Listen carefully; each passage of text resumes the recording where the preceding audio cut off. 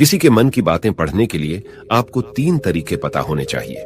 ये तरीके सीखना बहुत महत्वपूर्ण है। इन तरीकों को सीखकर आप आसानी से समझ सकते हैं कि कोई कैसा सोच रहा है। तो आइए मैं आपको गौतम बुद्ध की एक कहानी सुनाता हूं जो आपको दूसरों के मन को पढ़ने के तरीके सिखाएगी। बहुत समय पहले की बात है। एक छोटे से गांव में 2 भाई थे। बड़े भाई को अंधा था, इसीलिए वह हमेशा घर पर ही रहता था और छोटे भाई खेती करता था। हालांकि खेतों में बहुत सारे जानवर थे और उनके कारण पूरी कृषि बर्बाद हो रही थी। इससे छोटे भाई को बहुत परेशानी हो रही थी। फिर एक दिन उसे ख्याल आया कि वह अपने अंधे बड़े भाई की मदद क्यों नहीं लेता, ताकि वह खेतों से जानवरों को भगा सके। क्योंकि उसका बड़ा भाई अंधा था, वह खेत में बैठकर जानवरों की आवाज सुनते ही उन्हें डरा सकता था। इस तरीके से हमारी कृषि बच सकती थी। इस सब कुछ सोचने के बाद उसने अपने खेत में एक छोटा सा झोपड़ा बनाया और अपने अंधे भाई को उसमें रखा। उसने उससे कहा, भाई, अगर तुम किसी जानवर की आवाज सुनो तो जोर से चिल्लाओ और जानवर यहां से भाग जाएंगे।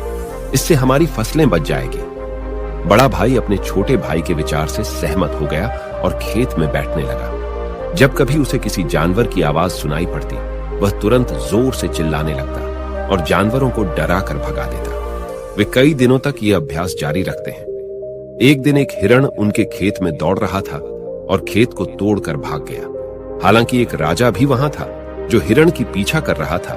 राजा का ध्यान अंधे भाई पर गया और उनसे पूछा, क्या तुमने यहां एक हिरण देखा है? जवाब में अंधे भाई ने कहा, मैं अंधा हूं, मैं कैसे हिरण देख सकता हूं? पर मैं तुम्हें इतना बता सकता हूं कि मेरी खेत से जो जानवर भाग गया है वह आपकी पीछा करने लायक नहीं है। आप अपना समय बर्बाद कर रहे हैं। राजा उस अंधे के शब्दों से चौंका हुआ था।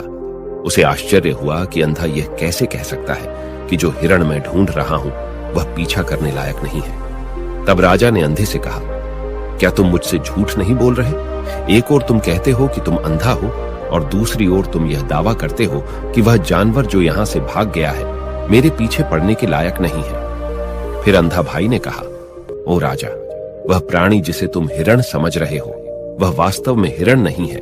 वह एक मादा हिरण है और मेरे ज्ञान के अनुसार वह गर्भवती है।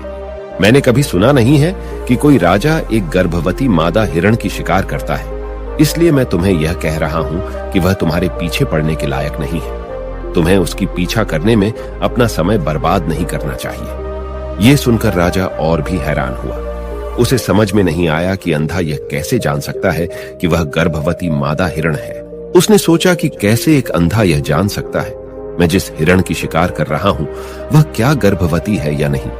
इस अद्भुत अंधे का इतना आत्मविश्वास के साथ कैसे कह सकता है? इसलिए मुझे इसे जांच करना होगा। इसलिए राजा ने सत्यता जानने का निश्चय किया और अपने कमांडर से कहा, कमांडर, मुझे चाहिए कि वह प्राणी जिंदा रहे, क्योंकि मुझे जांच करना है कि यह वाकई एक गर्भवती मादा हिरण है। यह अंधा आदमी इतनी आत्मविश्वास के साथ कह रहा है और मुझे यह सुनिश्चित करना है। जाओ और जांचो कि क्या वह एक गर्भवती मादा हिरण है। राजा के आदेश पर कमांडरों ने हिरण को पा करने के लिए चला गया। कुछ समय बाद जब वह लौटे तो राजा से कहा, राजा, यह अंधा आदमी पूरी तरह से सही कह रहा है। वह वाकई एक गर्भवती मादा हिरण है। इस सुनकर राजा हैरान हो गया। उसे समझ में नहीं आया कि यह अंधा आदमी कैसे जान सकता है कि वह गर्भवती मादा हिरण है। राजा के मन में कई सवाल उठे।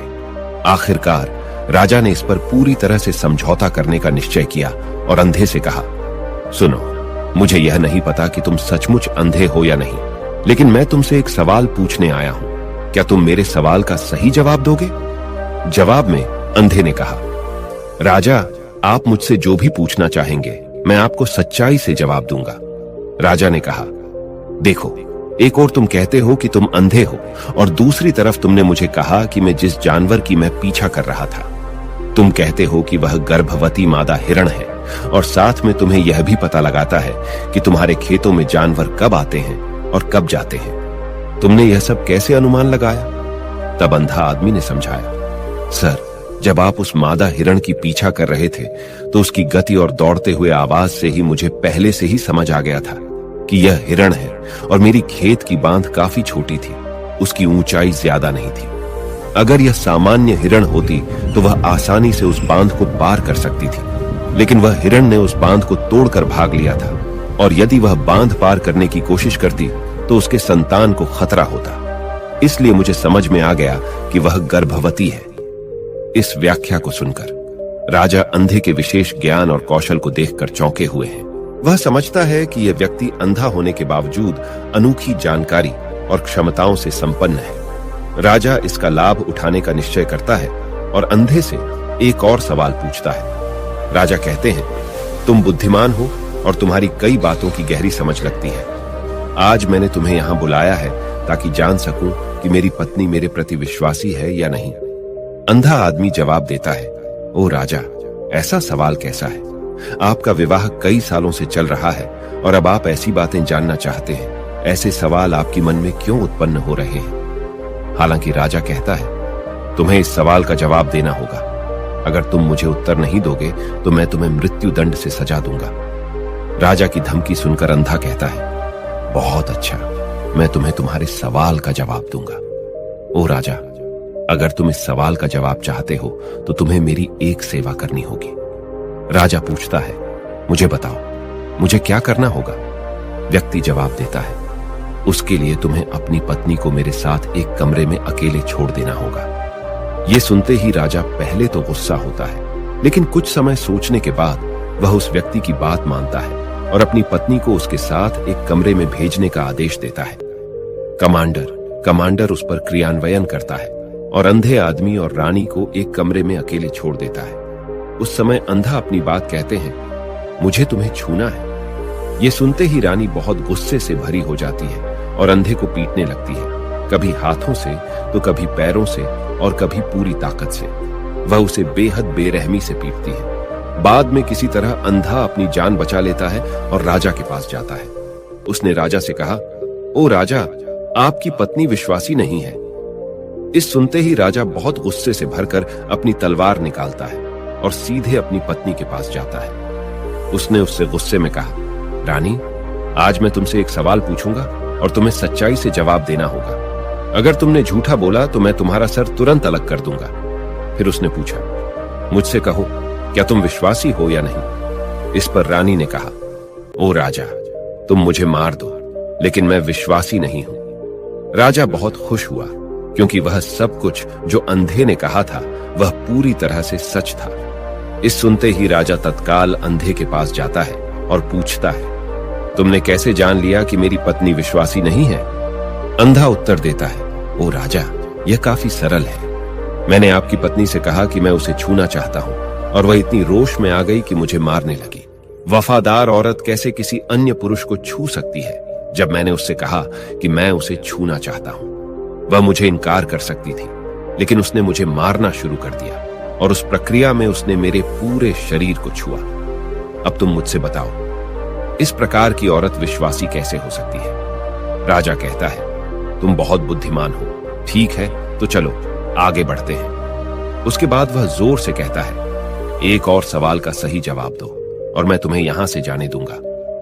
राजा फिर पूछता है, मुझे बताओ, क्या मैं सचमुच मेरे पिता का बेटा हूं या किसी और का? इस पर अंधा आदमी उत्तर देता है, ओ राजा, इससे तुम्हारा क्या लेना देना है? चाहे आपके माता पिता कौन हो, आप इस राज्य के राजा हो, तो इस सवाल को छोड़ दो। लेकिन राजा जिद करता है, नहीं, मुझे इस सवाल का सटीक जवाब चाहिए, वरना यह सवाल मुझे हमेशा परेशान करेगा। इसलिए मैं सच्चाई जानना चाहता हूं। अगर तुम सही जवाब दोगे तो मैं तुम्हें यहां से जाने दूंगा।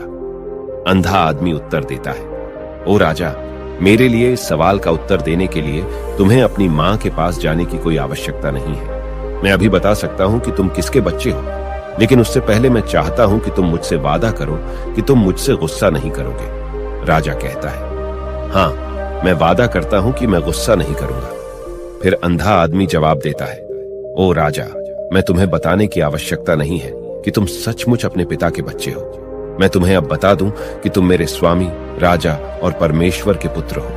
मैं वादा करता हूं कि मैं आपसे गुस्सा नहीं होऊंगा। फिर अंधा राजा से कहता है, तुम सचमुच अपने पिता के बच्चे हो, लेकिन तुम एक कंजूस व्यापारी की छाया में भी हो। यह सुनते ही राजा बहुत खुश हो जाता है और तत्काल अपनी मां के पास जा जाता है।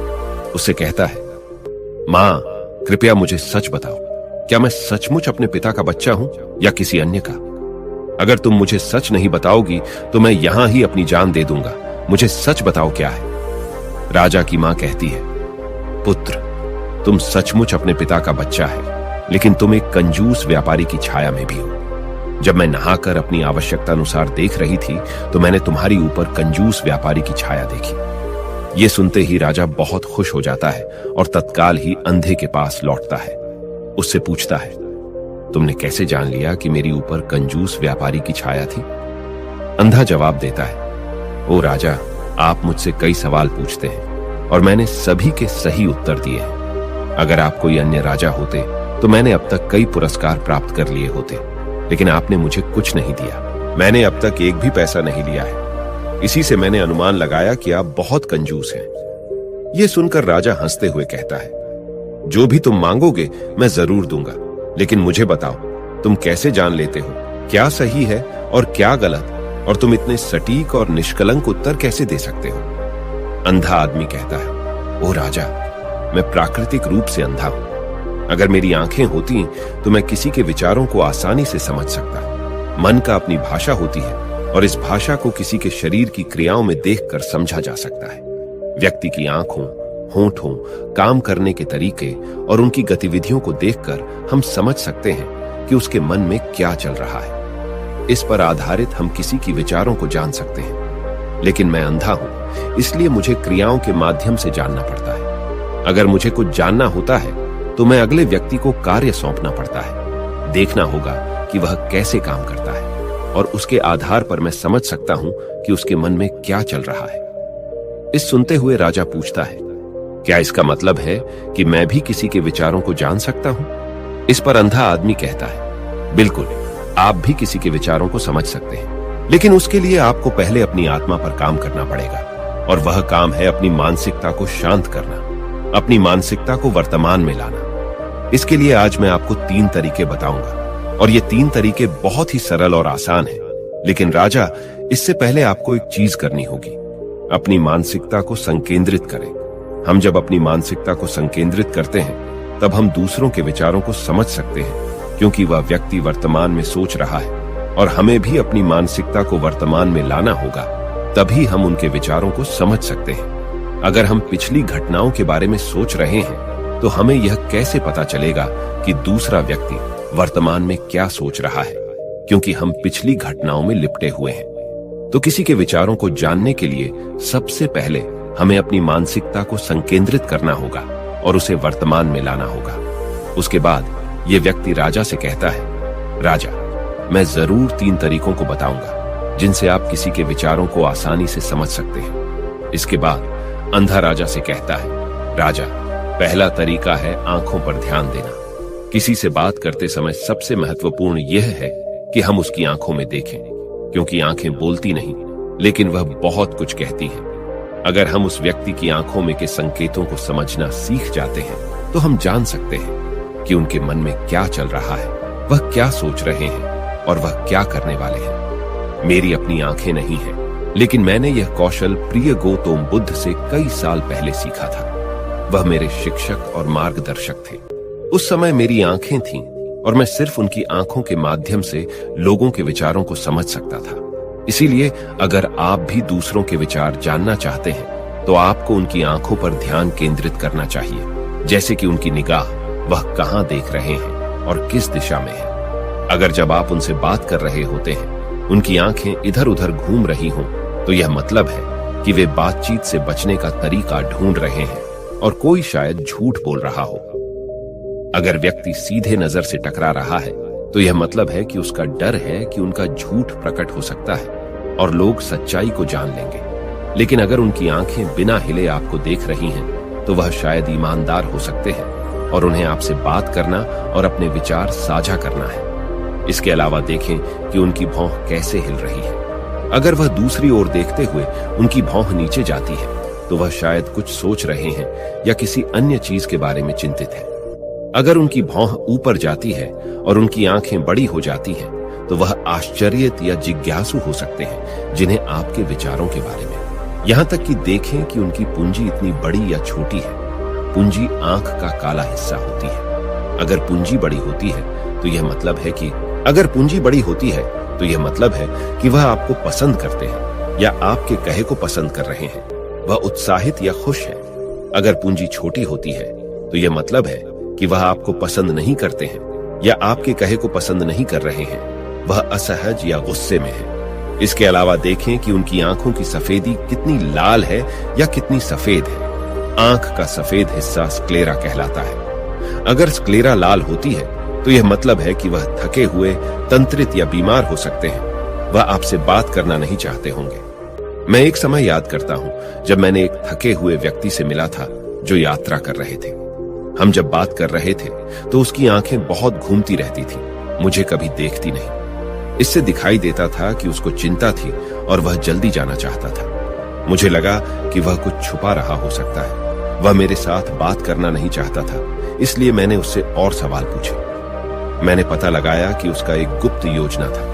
इसी तरह अन्य भी चेहरे की भावनाओं की अन्य व्यक्तिगत व्यवहार होते हैं जो हमें आसानी से व्यक्ति के विचार समझने में मदद कर सकते हैं। कभी कभी व्यक्ति अपने चेहरे के माध्यम से विभिन्न व्यवहार दिखाता है। यदि आप किसी के चेहरे के अभिव्यक्ति पर ध्यान देते हैं तो आप आसानी से समझ सकते हैं कि वह व्यक्ति निराश है, बहुत दुखी है या बहुत खुश है। आप यह भी समझ सकते हैं कि वह अंदर कैसा महसूस कर रहे हैं, और ये सब बातें उनके चेहरे की अभिव्यक्ति के माध्यम से निश्चित की जा सकती हैं। ओ राजा, चेहरा एक चित्र की तरह है जो दिखाता है कि लोग अंदर कैसा महसूस कर रहे हैं। अगर वे कुछ नहीं कहते हैं तो यदि आप लोगों को बेहतर समझना चाहते हैं तो आपको इन नीरव संकेतों पर ध्यान देना होगा। जब आप किसी को देखते हैं जिनका मुंह नीचे की ओर मुड़ जाता है और छोटे से दुखी चेहरा बनता है तो आमतौर पर यह मतलब होता है कि वह खुश नहीं है, संतुष्ट नहीं है या कुछ हार गए हैं। आप उनकी आंखों और उनके शरीर से भी समझ सकते हैं कि वह कैसा महसूस कर रहे हैं। वह निचले भावनाओं को महसूस कर रहे हैं। दूसरी ओर, जब कोई बड़ी और सच्ची मुस्कान होती है जो आंखों और गालों को उठाती है, वह खुशी, मित्रता और दयालुता की संकेत है। इसमें आंखों का बड़ा महत्व है। जब वे छोटी और चमकीली होती हैं तो आप सुनिश्चित हो सकते हैं कि मुस्कान सच्ची है। देखें किसी व्यक्ति की भ्रूणी की जगह जहां त्वचा गहरी होती है और ढीली होती है। जब यह गहरी और तंग होती है तो यह अक्सर मतलब होता है कि वे उलझे हुए हैं, महसूस कर रहे हैं, कुछ कठिन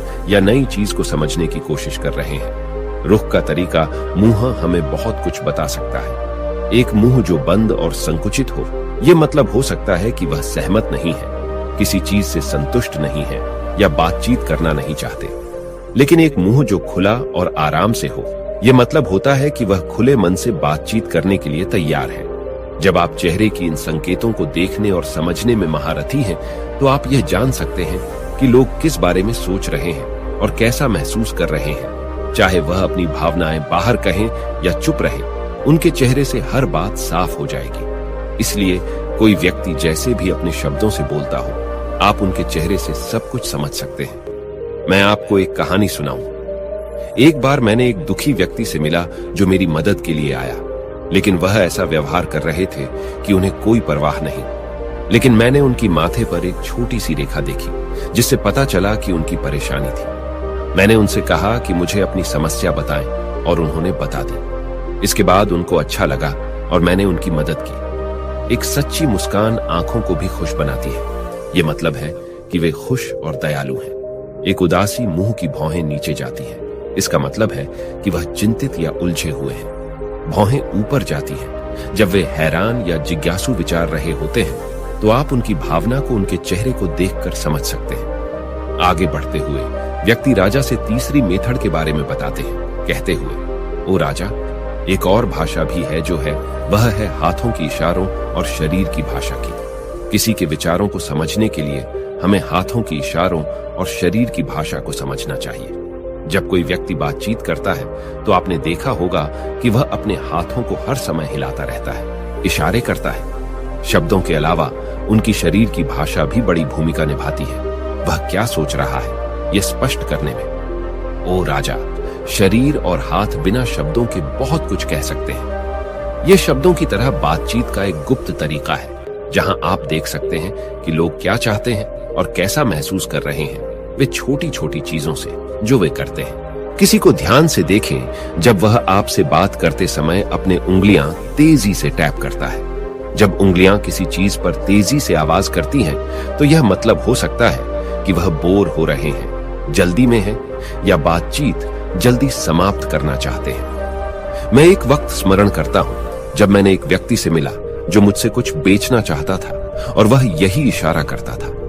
मुझे पता चल गया था कि वह घबराया हुआ था, तो मैंने उससे बेहतर कीमत पर खरीदने को कहा और उसका हैराना हो गया। कभी कभी किसी को अपनी बाहुएं आपस में जोड़ते हुए देखना, यह मतलब हो सकता है कि वह आपसे या आपके कहने से संतुष्ट नहीं है।